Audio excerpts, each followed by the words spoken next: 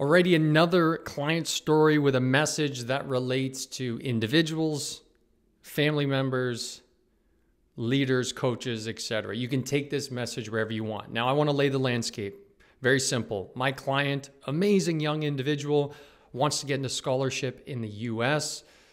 At the same time realizes it's not just about the physical and the athletics, it's also about the academics. Now, as you could imagine, they are more inclined or compelled to put in the extra time and effort on the physical side than they would the academic side. I think we can all relate to that, especially those that are watching this that may have an athletic background. Sometimes it's a little more exciting to put the time in physically than academically. Not for everyone, but I know I'm generalizing. Now, we start the session and the client wanted to talk about why halfway through the semester, their willingness to put in the extra time and the extra effort academically fizzles out. Now, here's where this becomes relevant to so many people. We see difficulty in sticking to a bunch of changes, diets, exercise, bad habits, etc., etc. We try to make change for the first little bit. Here's what's interesting. The first little bit appears to be an adventure. It appears to be exciting. It's novel. It's new.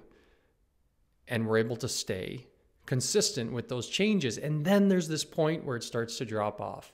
And I know there's a bunch of different viewpoints in psychology and philosophy about this, right? About this idea of that 30 days, after the 30 days, you can create a habit, or it drops off and you go back to the cycle that you were always in. Now, here's just a different way to approach this. And this is through this conversation with my client.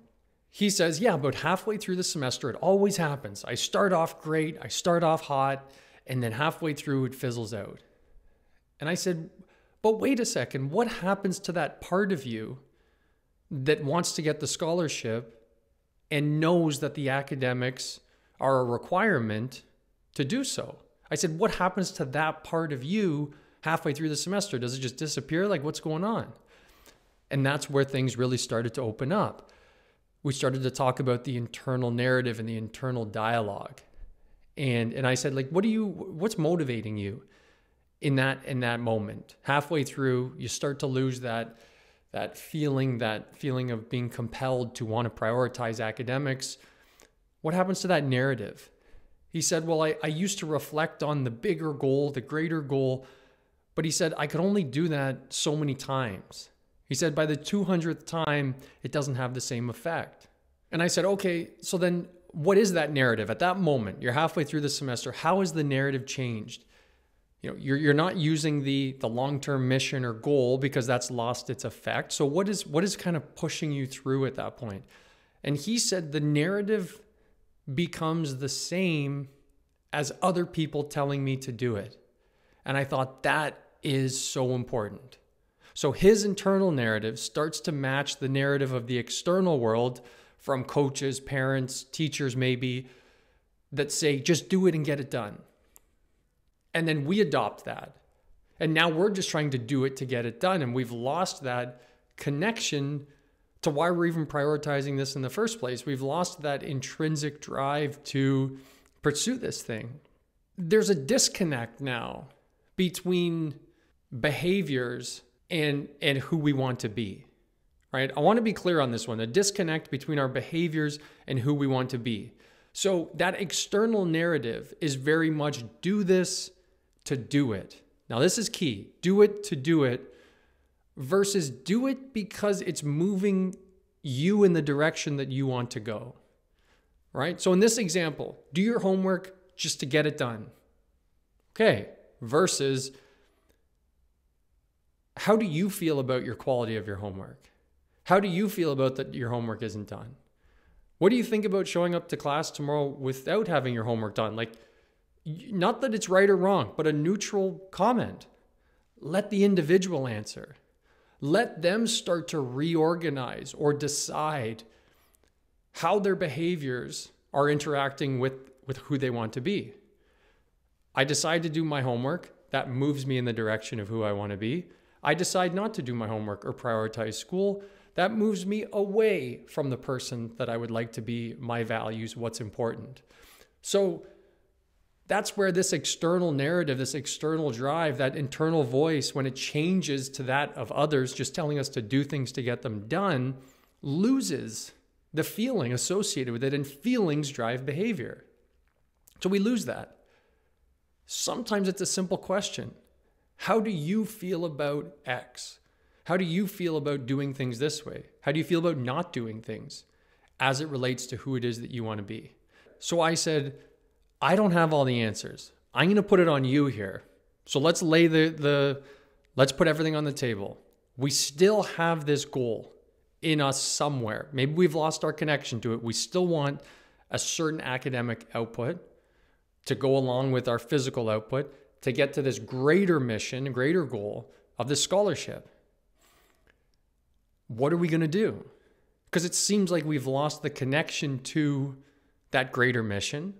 It seems like we're trying to force ourselves to get there. It seems like we're using just the thinking, cognitive push of, come on, you said you wanted this, you said you wanted this. We've lost the feeling associated with that. We've lost that ability to feel compelled to prioritize our academics. So I said, what are we going to do? And this is where I feel so lucky to do what I do, because I learned so much from all of my clients. Now, my client said, you know what I've tried doing? I've tried writing out generally everything that I have agreed with myself that I'm going to do. A list of what I'm going to prioritize, why it's important. And I've written that out. And when I don't feel as compelled to prioritize my academics, I go back and I look at that sheet. And I said, what does that do for you? And why is that powerful? He said, because I wrote it. And he said, that's what brings back the feeling that not only do I want this, but two, that I signed up for this, that I can do this and I want to do this. But it's interesting because his language shifted into feeling, not thinking. Yes, he looks at the list, but it brings back the feeling that I can do this, that I signed up for this, I'm capable of doing this, and this is part of that bigger mission. And so instead of using this cognitive push, this obligation, do this because I said to, do this because you said you would, get it done, all the narratives we're getting around us from parents, coaches, teachers, etc., we now flip back into the intrinsic reason as to why we signed up for this in the first place. And then here's the best part of the story. He's now changed where he's sitting in class, so he's not as distracted.